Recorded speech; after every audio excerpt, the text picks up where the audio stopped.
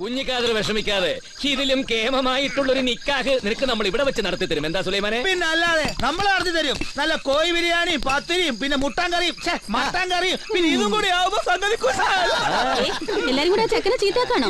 അതിന് അവന് കൊടുക്കൂലല്ലോ. എങ്കിൽ പിന്നെ ആദ്യ രാത്രി തീന്തരിയുടെ കുഞ്ഞിക്കാതെ അകത്ത് പോ, മണവാട്ടി കാത്തി. നിനക്കൊരെണ്ണം വേണ്ടേ? ഞാനൊന്ന് നേരത്തെ വിളിഞ്ഞു. അതില്ല, ഇത് പിടി ഒരു സന്തോഷത്തിന്.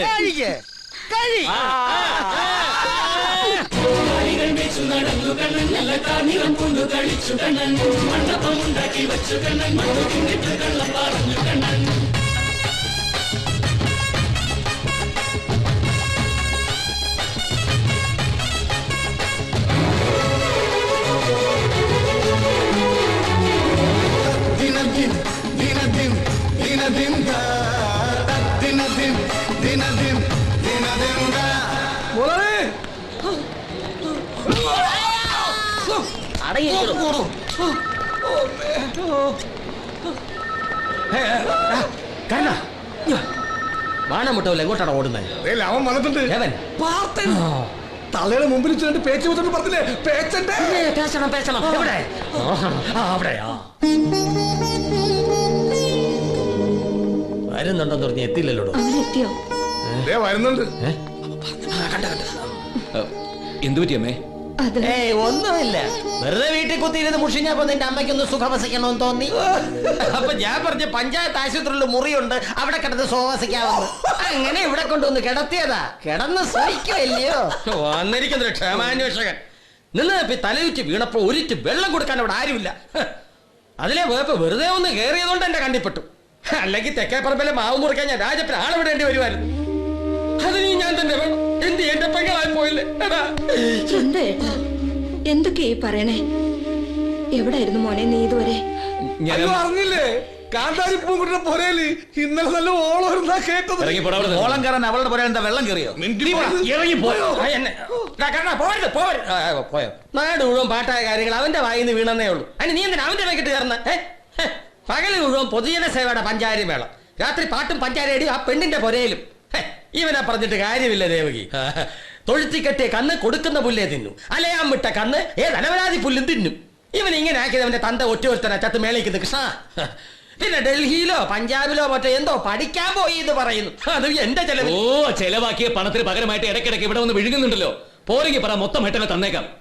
അങ്ങനെ തന്നിരുന്ന കടമാണോ പാർത്ഥായത്? അതിനെ കുറിച്ചൊന്നും ഇപ്പൊ പറയുന്നില്ല. എനിക്ക് പോയിട്ട് ഇച്ചിരി പണിയുണ്ട്.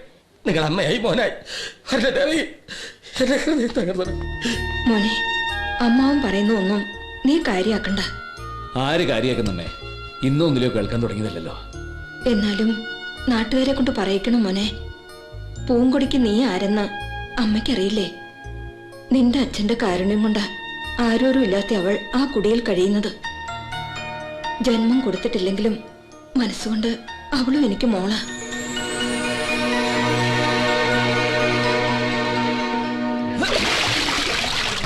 എന്താ സുലൈമാനേത്? ഇതുവരെ ഓട്ടോ ഒന്നും തടഞ്ഞില്ലേ? ബസ് സ്റ്റാൻഡിലേക്ക് ഒരു ഓട്ടം വന്നു. ഞാൻ പ്രഭാകരനെ വിട്ടു.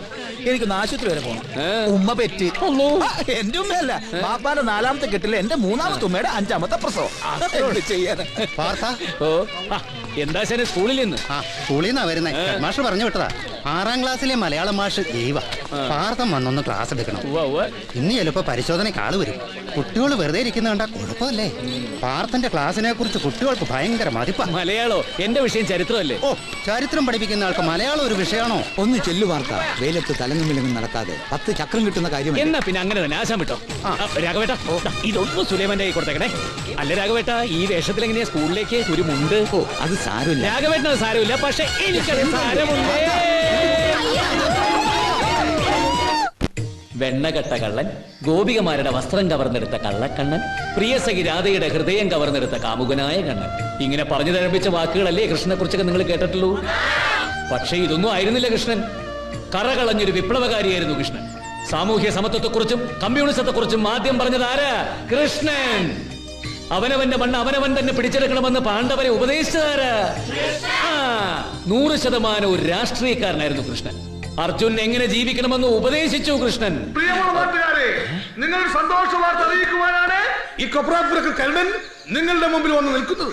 ഈ കൃഷ്ണമര ഗ്രാമത്തിന്റെ ഉൾത്തുടിപ്പുകൾ കണ്ടറിഞ്ഞും കേട്ടറിഞ്ഞും നിങ്ങളിൽ ഒരുവനായി കർമ്മനിരതനായി കഴിയുന്ന ഫൽഗുനൻ തമ്പിയുടെ ഏക മകൾ സത്യഭാമ.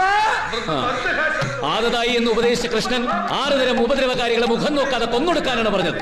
ദുർഭരണം നടത്തുന്നവരെ, ഭക്ഷണത്തിൽ മായം കലർത്തുന്നവരെ, അന്യന്റെ ഭാര്യയെ ആഗ്രഹിക്കുന്നവരെ, നമ്മുടെ രാജ്യത്ത് ഇന്ന് കാണുന്ന എല്ലാത്തരം തെറ്റുകളും ചെയ്യുന്ന എല്ലാവരും ദൈവത്തിന്റെ പരിവേഷം കൊടുത്ത് നിങ്ങളൊക്കെ അദ്ദേഹത്തെ ആരാധിക്കുന്നുണ്ടെങ്കിലും എനിക്ക് അങ്ങോരെ വലിയ വിശ്വാസമൊന്നുമില്ല. എന്റെ അഭിപ്രായത്തിൽ അന്നും ഇന്നും എന്നും പ്രശസ്തനായ വിപ്ലവകാരി കൃഷ്ണൻ തന്നെയാണ്. ഇന്ന് അവന്റെ കയ്യും കാലും തല്ലി ഓടിച്ചിട്ട് തന്നെ കാര്യം അല്ല കരുണന്റെ കീഴടക്കി ഒരു ചെമ്പനീർ പൂവിന്റെ സൗരഭ്യം പടർത്തി കൃഷ്ണപുര ഗ്രാമത്തിന്റെ അഭിമാനമായി പടക്കിയെത്തുന്ന ബഹുമാനപ്പെട്ട പഞ്ചായത്ത് പ്രസിഡന്റ് ഫൽഗുനൻ തമ്പിയുടെ മകൾ കുമാരി സത്യഭാമയ്ക്ക് വർണ്ണോഷ്മമായ വരവേൽപ്പ് സ്വീകരിക്കണമെന്ന് എല്ലാ നിലവാര നാട്ടുകാരോടും. ആർക്കാണ് അവിടെ സ്വീകരണം? വിദ്യാഭ്യാസത്തിന്റെ ഉത്തുംഗ ശൃംഖല കീഴടക്കി പോലും ആ കള്ളത്തമ്പിയുടെ കാശിന്റെ ബലത്തിൽ എവിടെയോ വക്കീൽ പരീക്ഷ പാസ്സായി വന്നൊരു പിറപ്പെണ്ണ്. വാർത്ത വേണ്ട, തമ്പി അങ്ങൊന്നിന്റെ അടുത്ത് കളി വേണ്ട. ഇനി അങ്ങോട്ട് അങ്ങൊന്നും വെറും തമ്പിയല്ല, വലുതാ വക്കീൽ അച്ഛൻ തമ്പിയാ. അച്ഛൻ തമ്പിയുടെ അച്ചിങ്ങ. പ്രിയമുള്ള സഹോദരി സഹോദരന്മാരെ, ഈ വിവരം കേട്ടവന്റെ ഗീർവാണം കേട്ട് നിൽക്കാൻ നിങ്ങൾക്ക് ലജ്ജയില്ലേ? നീ ചോദിക്കുകയാണ്. സ്വീകരണം കൊടുക്കാൻ അവളാരാ? ഈ ശ്രീകൃഷ്ണപുരത്തെ ഝാൻസി റാണി. കണ്ണേറ്റിങ്കരയിലെ കുഞ്ഞേട്ടൻ കൊളംബോയിൽ നിന്നും കുഞ്ഞുങ്ങളുമായി കപ്പലിൽ മടങ്ങിയെത്തിയപ്പോൾ ഇവിടെ ആരെങ്കിലും സ്വീകരണം കൊടുത്തോ? മാതൃഭൂമിക്ക് വേണ്ടി പോരാടി ശത്രുപക്ഷത്തെ നിഷ്പ്രഭമാക്കി കാർഗിലിൽ നിന്ന് തിരിച്ചെത്തിയ വീരജവാൻ കറിയാച്ചത് നമ്മുടെ നാട് എന്ത് സ്വീകരണമാണ് നൽകിയത്? 1000 പാവങ്ങൾക്ക് സക്കാത്ത് നൽകി ഹജ്ജിന് പോയി തിരിച്ചെത്തിയ മുഹമ്മദ് കുഞ്ഞ് മുസ്ലിയാർക്ക് ഇവിടെ ആരും സ്വീകരണം നൽകിയില്ല. പിന്നെയാണ് അറുത്ത കൈക്ക് ഉപ്പ് പോലും കൊടുക്കാത്ത കള്ളത്തമ്പിയുടെ മകൾ കാൺപൂരി പോയി പരീക്ഷ പാസ്സായി വന്നതിന് സ്വീകരണം. എടുത്തുകൊണ്ട് പോണം മൈക്കും കോപ്പും. പ്രിയമുള്ള സഹാക്കളെ, നമ്മുടെ നാടിന്റെ കൊപ്രാപ്പുരിക്കൽ കോന്തം കരണ അവന്റെ കടവാ നോക്കി ഒന്ന് പൊട്ടിക്കരുതായിരുന്നു അപ്പൊ തന്നെ. അയ്യോ, ഞാനത് വിട്ടുപോയി, ഓർമ്മിപ്പിച്ചു നന്നായി. നാട്ടുകാരുടെ മുമ്പിൽ നാറ്റിച്ചില്ലോ അവൻ എന്നെ. അവൻ എന്താ വിളിച്ചു പറഞ്ഞത്? ചെണ്ടകെട്ട് വരവറിയിക്കാൻ അവളത് ഝാൻസി റാണിയാണെന്ന്. അവള് ഝാൻസി റാണി തന്നെയാ. കൃഷ്ണപുരത്തെ ഝാൻസി റാണി. ഒന്ന് വിളംബരം ചെയ്തപ്പോ അവന് കൊണ്ടെങ്കിൽ വരവേൽപ്പ് കാണുമ്പോ ഇല്ലെങ്കിൽ നമ്മ ഞെട്ടിക്കും. കൃഷ്ണപുരം ഗ്രാമത്തെ പുളകം കൊള്ളിക്കുന്ന വരവേൽപ്പായിരിക്കണം അവള്. എടാ, വക്കീൽ പരീക്ഷ 1 റാങ്കി പാസ്സായിട്ട് അവള് വരുന്നത്. കൺഗ്രാജുലേഷൻസ്. സെയിം ചെയ്യൂ. 4 ആളെ വിളിച്ചറിയിക്കുന്നത് നമുക്ക് അഭിമാനമല്ലേ? അത് പിന്നെ പറയണോ? നമുക്ക് പൊളിച്ചടുക്കാം മുതലാളി. നമ്മൾ എവിടെയാ നിർത്തിയത്? ഝാൻസി റാണി. ഝാൻസി റാണി എഴുത.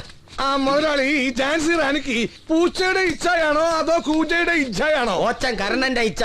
എടാ ഗോപ്പെ, സ്വീകരണത്തിലുള്ള ഒരുക്കങ്ങളുടെ ലിസ്റ്റ് എഴുതാൻ. അങ്ങനെ പറ, എന്നാൽ എനിക്ക് മനസ്സിലാവും. മുത്തുകുട 50, വർണ്ണക്കാവടി 30, വർണ്ണക്കാവടി 30, ഉഴങ്കര പ്രഭാരം മുന്നി വേണം. അതാരി നിന്റെ അമ്മായിയപ്പൻ. എടാ പറങ്ങോട്ട് കാവിലെ കൊമ്പൻ. നെറ്റിപ്പെട്ടോ വെഞ്ചാമരോ മസ്റ്റ് മസ്റ്റ്. പിന്നെ തലപ്പൊലി ഏന്തിയ തരുണീമണികൾ.